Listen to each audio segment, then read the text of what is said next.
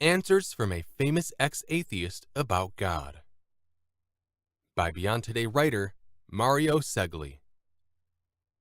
Imagine for a moment being one of the world's foremost atheists.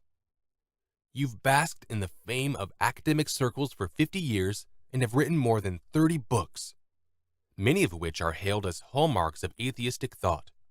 You're highly respected, honored as one of the world's brightest minds. Then, suddenly, you announce you have reversed course and now believe in God. You can imagine the reaction from most of your colleagues and the secular press. Mostly anger, scorn, and a withering hail of criticism. What made you sacrifice your reputation and good standing among many of your peers, knowing full well how unpopular your belief in God was going to be, especially in an increasingly secular and atheistic society? It's a fascinating story, and one that holds many valuable answers for young and old alike who have asked the most basic and most important question: does God exist? It's not often that you can view this topic from the other side of the aisle, from one who has been a champion of atheistic thought and had based his life and teachings on the premise that God did not exist. Who is this person? His name is Dr. Antony Flew, an Oxford professor who spent 50 years teaching philosophy and constructing clever arguments to support an atheistic point of view. Why did he change his mind? And more importantly, why did he go public about his acceptance of God's existence, knowing the damage to his reputation among his colleagues that would follow? Prior to his death in 2010, Dr. Flew wrote a book in 2007 titled, "There is a God: How the World's Most Notorious Atheist Changed His Mind," explaining why he had reversed his long-held position and what had compelled him to admit he had been wrong. It's not often that we see a premier philosopher who was an atheist explain why he changed his mind and came to believe in a divine creator. His reasons are great answers to those who question God's existence. A principle to guide your life. In his book, Dr. Flew mentioned that early in life, he came on a principle that would guide his career: follow the evidence wherever it leads, no matter how unpopular that may be. In his youth, he thought the evidence at that time backed an atheistic perspective, namely, that the scientific data and philosophical reasonings pointed more toward a belief that God did not exist. Yet, he mentioned, from the 1980s on, the evidence started turning against atheism and toward a creator God. He then had to reluctantly reassess his beliefs. "I now believe," he came to admit, "that the universe was brought into existence by an infinite intelligence. I believe that this universe's intricate laws manifest what scientists have called the mind of God. I believe that life and reproduction originate in a divine source." Why do I believe this, given that I expounded and defended atheism for more than a half-century? The short answer is this. This is the world picture, as I see it, that has emerged from modern science. There is a God, page 88. In particular, he offered 3 lines of evidence that convincingly led him to his belief in God. How did the laws of nature come to be? The first of these has to do with the origin of the laws of nature. Dr. Flew was quite candid about his former atheistic views on the laws of nature, which are the standard explanation against God's existence. Yet he would later call this type of reasoning the peculiar danger, the endemic evil of dogmatic atheism, page 86. This is the assumption that things in the universe exist as they are and should be accepted as such without much further thought. It has been the defense against any questions about the ultimate origins of what exists. He noted, take such utterances as, "We should not ask for an explanation of how it is that the world exists. It is here, and that's all." Or, "Since we cannot accept a transcendent source of life, we choose to believe the impossible, that life arose spontaneously by chance from matter." Or, "The laws of physics are lawless laws that arise from the void. End of discussion." They look at first sight like rational arguments that have a special authority because they have a no-nonsense air about them.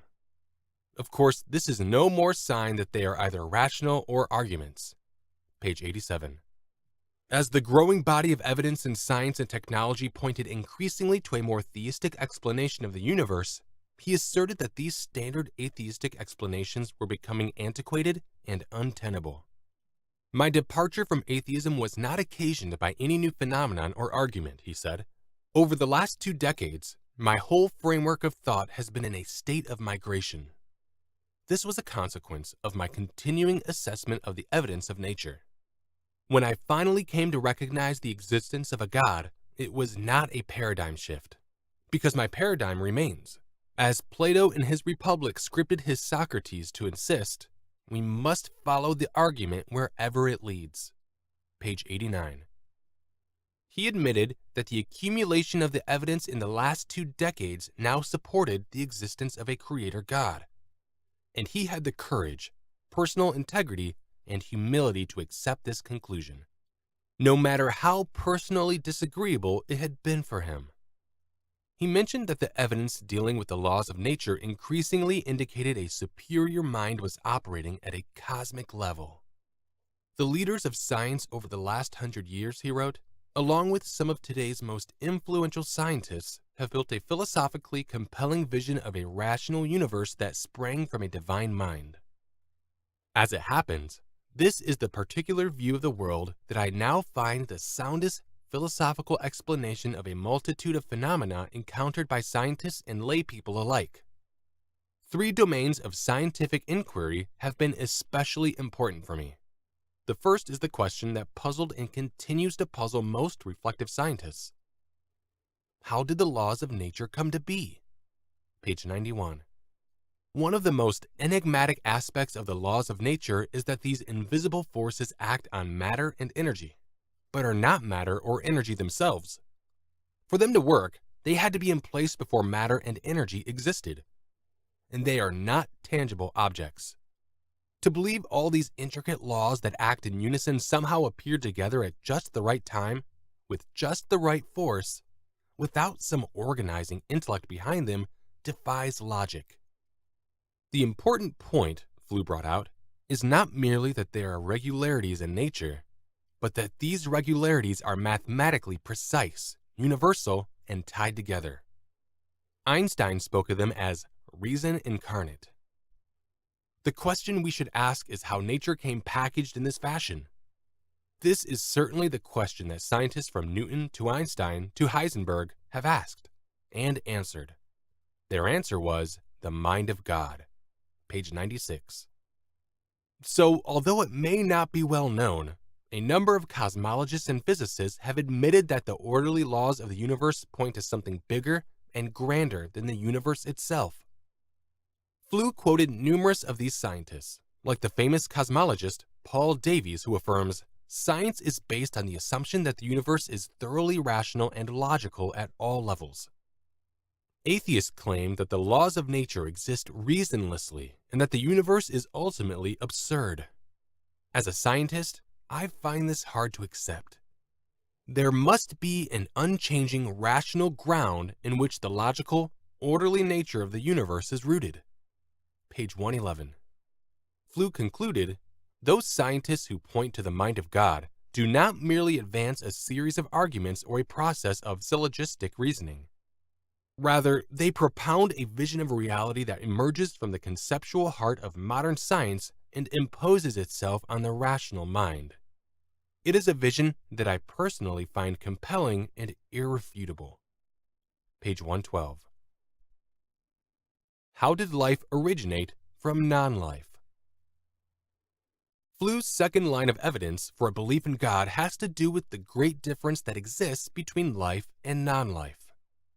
When the mass media first reported the change in my view of the world, he related, I was quoted as saying that biologists' investigation of DNA has shown, by the almost unbelievable complexity of the arrangements needed to produce life, that intelligence must have been involved. I had previously written that there was room for a new argument to design in explaining the first emergence of living from non-living matter. Especially, where the first living matter already possessed the capacity to reproduce itself genetically. I maintained that there was no satisfactory naturalistic explanation for such a phenomenon. Page 123. Pondering over this question, Flew came to the conclusion that a self-replicating living thing being produced by chance from non-life utterly defies all odds. Self-replication means that something has within itself the ability to copy components of its being and pass traits in the mechanism itself to future generations. Indeed, that copy has to be so perfectly reproduced that it can perpetuate itself in turn, and yet it also has to carry an additional system that permits it to adapt to a changing environment to improve its chances of survival. As a philosopher, Flew pointed out, most studies on the origin of life are carried out by scientists who rarely attend to the philosophical dimension of their findings. Philosophers, on the other hand, have said little on the nature and origin of life. The philosophical question that has not been answered in origin of life studies is this: how can a universe of mindless matter produce beings with intrinsic ends, self-replication capabilities, and coded chemistry? Here we are not dealing with biology, but an entirely different category of problem. Page 124. He came to see that scientists don't have a satisfying answer to this question. Carl Woese, a leader in origin of life studies, he explained, draws attention to the philosophically puzzling nature of this phenomenon. Writing in the journal RNA, he says, the coding, mechanistic, and evolutionary facets of the problem now became separate issues. The idea that gene expression, like gene replication, was underlain by some fundamental physical principle was gone. Not only is there no underlying physical principle, but the very existence of a code is a mystery. The coding rules, the dictionary of codon assignments, are known. Yet they provide no clue as to why the code exists and why the mechanism of translation is what it is.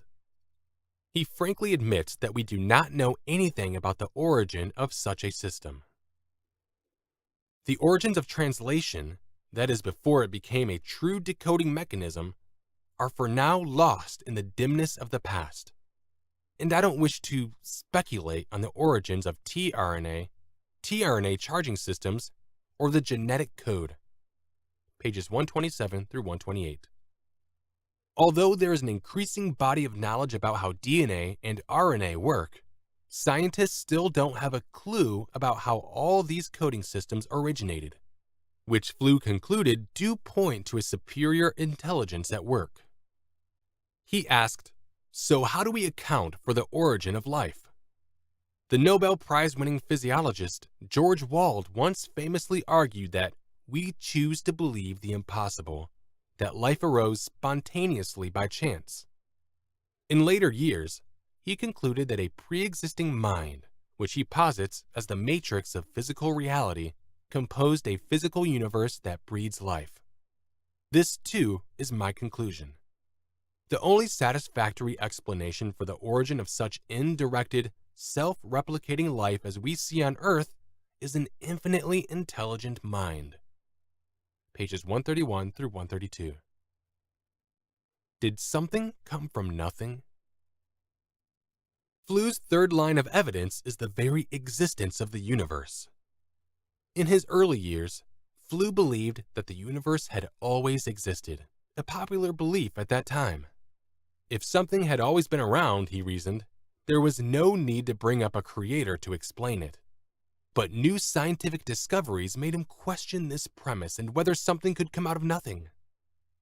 In fact, he related, my two main anti-theological books were written long before either the development of the Big Bang cosmology or the introduction of the fine-tuning argument from physical constants. But since the early 1980s, I had begun to reconsider. I confessed at that point that atheists have to be embarrassed by the contemporary cosmological consensus, for it seemed that the cosmologists were providing a scientific proof of what St. Thomas Aquinas contended could not be proved philosophically, namely, that the universe had a beginning. When I first met the Big Bang theory as an atheist, it seemed to me the theory made a big difference because it suggested that the universe had a beginning and that the first sentence in Genesis, "In the beginning, God created the heavens and the earth," was related to an event in the universe. If there had been no reason to think the universe had a beginning, there would be no need to postulate something else that produced the whole thing. But the Big Bang Theory changed all that. If the universe had a beginning, it became entirely sensible, almost inevitable, to ask what produced this beginning. This radically altered the situation. Pages 135 through 137. Of course, atheists and secular scientists came up with counter-arguments for the growing evidence for a universe with a beginning. Over the years, all kinds of unlikely explanations have appeared. Modern cosmologists, he pointed out, seem just as disturbed as atheists about the potential theological implications of their work. Consequently, they devised influential escape routes that sought to preserve the non-theist status quo.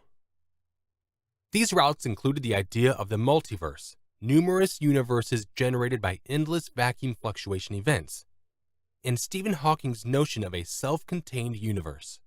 Page 137.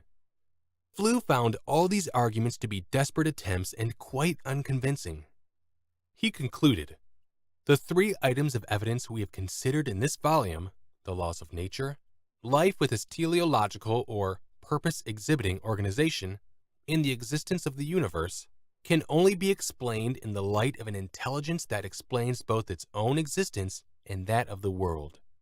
Such a discovery of the divine does not come through experiments and equations, but through an understanding of the structures they unveil and map."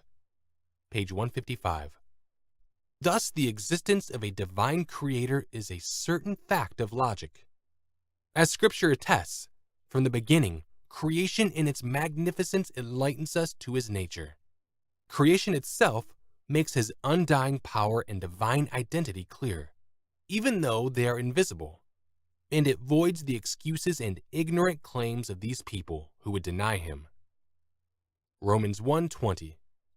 Professor Flew died in 2010, but his intellectual and philosophical pursuit led him to accept the existence of an intelligent creator. A surprising outcome for him, but one that was based on his lifelong premise that one should follow the evidence wherever it leads. We hope his example, as well as the irrefutable evidence he was compelled to examine, will help others resolve the question of whether God exists. And by answering in the affirmative, it is the natural starting point for one's journey of faith in developing a relationship with this awesome God who made us. For more helpful content, visit us online at ucg.org.